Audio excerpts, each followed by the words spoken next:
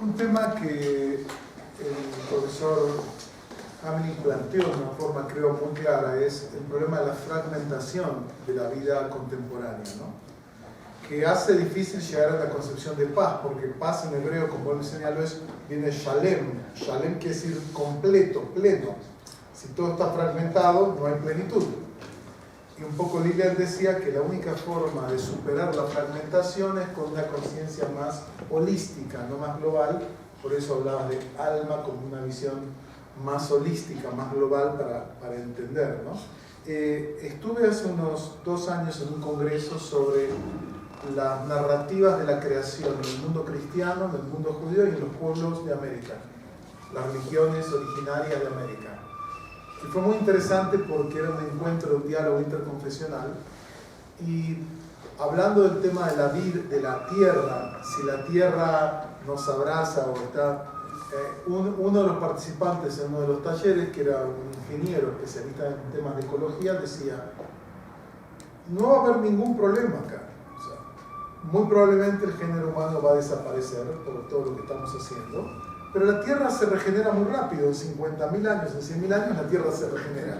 Nosotros no vamos a estar, pero para la Tierra me llamó la atención ese concepto, que decía, en la historia de, digamos, si hablamos de geología o eras de la Tierra, ¿qué son 100.000 años? Dicen, 100.000 años la Tierra se recupera, o sea, va a volver a florecer algo, un tipo de vida, no sé si humana o no, pero me impactó porque me decía, la Tierra no tiene el problema lo tenemos nosotros, ¿no? Me quedó grabada esa idea de la fragilidad, ¿no? de los sistemas, y como tú decías, es un problema tan serio que no le damos importancia, o muy poca importancia.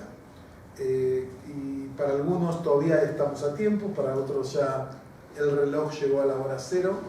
Son discusiones que tenemos con respecto a este tema.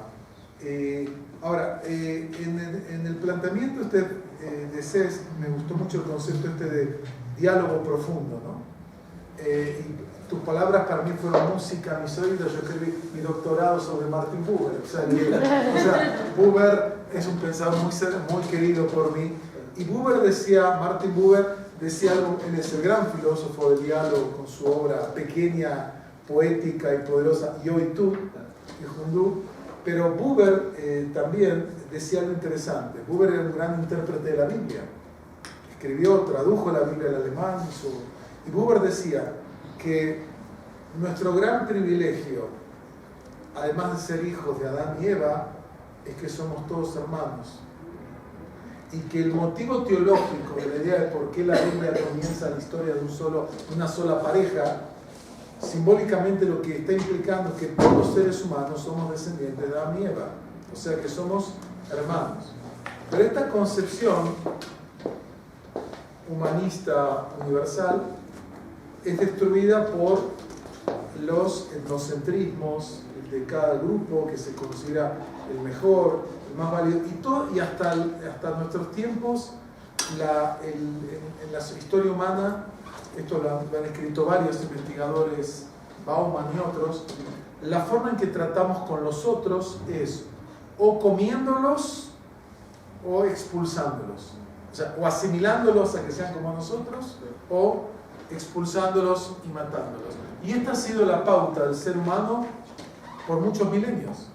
Recién ahora estamos aprendiendo a convivir en ciertos sectores y con vaivenes, porque en Europa vemos una vuelta a estas políticas de la identidad que son, por un lado, muy buena idea, la identidad, preservar la identidad, pero ¿qué pasa con los otros? Y en el mundo contemporáneo todos somos otros de otros. Y no hay homogeneidad. Más aún, había un gran teólogo judío, Abraham Yoshua Heschel, decía, ¿quién es el primer pluralista en la historia? Dios, porque creó un mundo diverso. El mundo es diverso. Y esa diversidad humana, biológica, es parte del tesoro de la humanidad, ¿no? Pues yo creo que tú planteaste muy bien los desafíos del diálogo. El diálogo es algo muy complejo y muy difícil en todos los niveles. Y a veces uno habla, bueno, de la paz, tomamos el caso israelí-palestino, que pareciera ser que de golpe todos nos vamos a abrazar y vamos a estar felices, Y la realidad no es así. Los procesos de reconciliación de un conflicto tan complejo y con tantos niveles de superposición de elementos territoriales, nacionales, religiosos, étnicos, hace muy difícil. Es que una de las visiones que me gustó lo que tú decías es que tiene que ser realista y empírico. Y por eso un criterio que quisiera agregar en este diálogo de la paz es con un concepto incremental de la paz. Es decir, de a poco vamos construyendo confianza, vamos acordando pequeñas cosas que contribuyen a la relación. Pero nos pasa lo mismo en la relación humana. Yo conocí en México, a partir de un congreso de filosofía, el mayor experto en Islam de México. Un profesor, que fue profesor también en Princeton, en otras universidades, un colega que nos conocimos los dos en un congreso sobre filosofía judía medieval. Yo hablé de Maimónides, él habló de algunos pensadores islámicos, y hubo algo que dijo, con esta persona podemos dialogar. Nos dijimos, vamos a reunirnos, nos hablamos, empezamos a generar, hoy día somos muy amigos, pero muy amigos, nos encontramos mensualmente a comer, a todo. Él ha escrito muchos libros sobre el tema del Islam clásico, fundamentalmente filosofía. Ahora, ¿cómo se dio esa relación de entrada? Y podemos hablar de temas difíciles en los que hay mucho desacuerdo. ¿Cómo lo fuimos haciendo? Incrementalmente. Primero empezó cierta simpatía, nos conocemos, yo valoro muchas cosas de él valora cosas de mí, se va construyendo. Así son los procesos. Y de vuelta, no se puede dialogar con toda la población y con todos los sectores. Yo creo que siempre va a haber sectores que el diálogo no es para ellos, como el 50% de gente que fue honesta y se paró en Beirut. Fue honesta porque hay gente que dice, yo no estoy dispuesto a que me cambien mis ideas. Y por eso Martin Buber habla que el diálogo tiene cierta dimensión riesgosa, porque implica que yo no sé lo que va a pasar en el encuentro. Todo encuentro, toda vida verdadera, dice Buber, es encuentro. Y en el encuentro uno no sabe muy bien lo que puede pasar. Y lo importante no es lo que yo pienso o lo que tú piensas. Lo importante es el entre, lo que pasa entre nosotros. Y yo creo que hay que pensar en la paz con un criterio incremental, de a poco, ir construyendo confianza, colaboración, proyectos comunes, que eso va construyendo una relación que posteriormente puede potenciarse. Y me parece que eso es una idea fundamental. Y otra idea que quiero traer es una teoría que desarrolló muy interesantemente un experto en trabajo social de la Universidad Hebrea de Jerusalén, que se llama el profesor Mordechai Rutenberg. Una persona muy interesante, ganó el Pras Israel, que es el premio más importante de Israel. Él desarrolló una idea que en la psicoterapia y en la concepción occidental se interpreta mal todo lo que sean conductas desviadas, porque se tomaron modelos griegos de competencia y, según él, no modelos hebreos de diálogo y de encuentro. Y él, te voy a dar un ejemplo de eso, él escribió varios libros, están en inglés, varios de ellos, etc. Él desarrolla un concepto que me parece muy interesante, que es un concepto teológico, pero él lo traduce a la psicología social. Hay un concepto en la Kabbalah que se llama Tzimtzum. ¿Oyeron hablar? Tzimtzum es un concepto muy importante en la Kabbalah. Tzimtzum quiere decir autocontracción divina. Y es un concepto que desarrolló un cabalista del siglo XVI que llamó el Ari. El Ari Isaac Luria-Ashkenazi, que nace el Ari, uno de los grandes cabalistas. ¿Cuál es el concepto? Según todo lo que pensamos, ¿cuál fue el primer acto de Dios? Según la Biblia, ¿cuál es el primer acto de Dios? La creación. La creación. Él dice, no, están todos equivocados. Y él hace la siguiente pregunta. Si Dios es todo, antes de la creación solo había Dios. ¿Dónde hay espacio para algo que no sea Dios? No hay espacio. Entonces él dice, no, el primer acto no fue la creación, fue el tzimtzum, que él dice, si todo era Dios, Dios lo que hizo es, dejó un espacio vacío para que pueda existir algo que no sea Él. Ese es el concepto de tzimtzum en la Kabbalah, así dicho rápidamente, es muy complejo. Ahora, ¿qué pasa? Mordechai Rutenberg no es un teólogo, no es un filósofo, es una persona que trabaja con criminales, con gente con problemas. Él generó nuevas estrategias de trabajo con población marginal en las cárceles, en zonas pobres y marginales de Israel. Y él lo que dijo es, el concepto es el tzimtzum. ¿Qué significa? Y es lo que tú decías. El primer acto cuando estoy en diálogo no es lo que yo quiero decir, es dejar el espacio para aceptar al otro.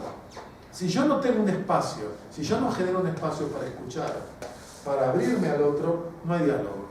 Entonces, él desarrolló esta idea que dice que en la psicología interpersonal hay que incorporar, dice, él critica a Freud, dice, Freud usa categorías griegas, que es o yo o tú.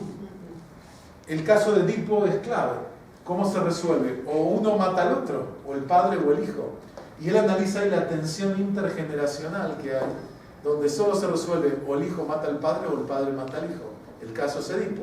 Y se usa el modelo de Edipo para hablar de cómo se construye la identidad de la visión psicoanalítica. En cambio, él dice, en el modelo que él toma de Abraham e Isaac, la atadura de Isaac, y al final sale padre e hijo caminando juntos. No es que uno destruya al otro. Finalmente se resuelve el conflicto y están los dos juntos. Y esta idea de diálogo, es decir, tzimtzum me gusta como concepto social, es decir, el primer paso para un diálogo es que primero le dejo el espacio al otro. Y de esa forma se puede generar realmente una dinámica de comprensión, porque cuando tú ves la perspectiva de los otros, ves cosas que no conocías o que no sabías, y eso implica, de vuelta, una actitud, cierta actitud de apertura interna, de esa libertad, que es la libertad de poder cambiar mis puntos de vista. Pero es difícil porque nos sentimos seguros en nuestras identidades, nos aferramos a nuestras identidades. Por eso creo que los puntos que tú planteas, cada uno de ellos me parece fundamental, y esto implica, como tú decías, que tenemos que hacer un cambio muy serio que no estamos haciendo en nuestras pautas de comunicación cotidianas, como tú lo llamas, porque generalmente quiero hablar, no, espera, hola, que el otro sea el primero, escúchalo, dejar el espacio. Ese concepto me pareció muy interesante, y eso, Borges Rüttemer no es conocido, que yo sepa, en el mundo ni mexicano ni latinoamericano, nadie ha leído sus libros o su obra, pero él ha desarrollado una concepción muy interesante, porque dice, lo primero que tenemos que hacer es dejar el espacio al otro. Y como diría otro filósofo judío muy importante de este tema, Manuel Levinas, siempre somos rehenes de los otros. El otro tiene prioridad sobre mí. Entonces, ¿por qué me voy a sacrificar? Yo no quiero que el otro tenga prioridad, no hay problema, porque yo también soy un otro para el otro. El otro, yo le dejo espacio al otro, pero el otro me deja espacio a mí también. Si el otro actúa con este criterio, juntos vamos a dejar un espacio para los demás. Y se han hecho talleres. El profesor Rüttemer estuvo hace muchos años, lo trajimos a Argentina, y él hizo un taller con psicólogos de este tema para trabajar en marcos psicoterapéuticos esto. Y los psicólogos están muy impactados porque en Argentina la mayoría venían de marcos freudianos, y fue muy fuerte esta idea de este modelo de, a ver, primero el tzimtzum, primero esta autolimitación voluntaria para dejar el espacio al otro. Y a mí me parece que dentro de los puntos que tú planteas y que me parecen fundamentales, y me gusta el concepto diálogo profundo, porque el concepto diálogo no es claramente comprendido, creo, en nuestro tiempo, y no es solamente ser políticamente correcto y ser cortés, ¿no?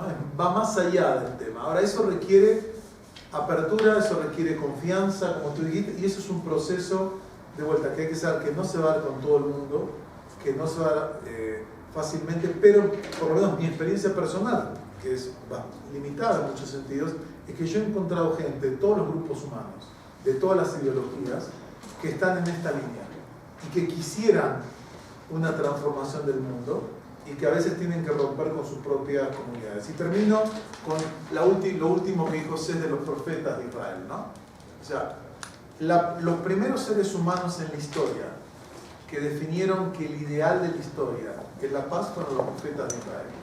Y el profeta Isaías, en el capítulo 2, dijo una frase que está hoy en día en el salón del Consejo de Naciones Unidas, donde él define la paz diciendo: Lo isagoy el goy jereb velo il meduot milhamá. No levantará espada nación contra otra, ni se entrenará más para la guerra, y convertirán sus armas en armas y en instrumentos de labranza. Ellos lo que plantearon es que paz significa desarme, por un lado, Paz significa, digamos, transformar, no aprender, no entrenarse para la guerra, sino prepararse para la paz, ¿no? Y creo que eso es un muy referente porque en casi todas las culturas de la antigüedad la guerra es el ideal. La guerra define y se crea el mundo a través de conflictos y guerras. En las mitologías antiguas la creación es fruto de conflictos. En cambio acá vemos que es al revés. La creación es un acto diferente que tiene que ver con la armonía y la paz, ¿no? Entonces creo que el espíritu profético es muy relevante porque nos ayuda a pelear contra la fuerza abrumadora de los hechos, ¿no? Sí. Los hechos a veces nos hacen tirar la toalla y sentirnos que no vamos a cambiar nada. Y sin embargo, esa visión de los profetas es que finalmente vamos a poder transformar, o sea, ahí vuelve la utopía, o sea, que es una utopía realista de no tirar la toalla, porque vemos lo que pasa hoy, exactamente del mundo hoy, y uno dice, ¿y qué va a pasar con el diálogo? ¿Y qué va a pasar con la paz? Y sin embargo, creo que la lección que por lo menos yo me llevo de CES es que si trabajamos sistemáticamente en este diálogo profundo, tenemos posibilidad todavía. No sé si para salvar todo el mundo y todo el universo, pero por lo menos para comenzar a cambiarnos nosotros y cambiar. Hay mucha gente de buena voluntad en el mundo, en todos los sectores, en todos los países, en todas las religiones, que también están en este camino. No sé si son mayoría o minoría, pero las hay, no hay duda. Y con esa buena voluntad creo que hay que seguir insistiendo porque no tenemos alternativa. O sea, ¿cuál es la alternativa? Creo que eso nos puede ayudar a pensar con mayor claridad en este tema. Gracias.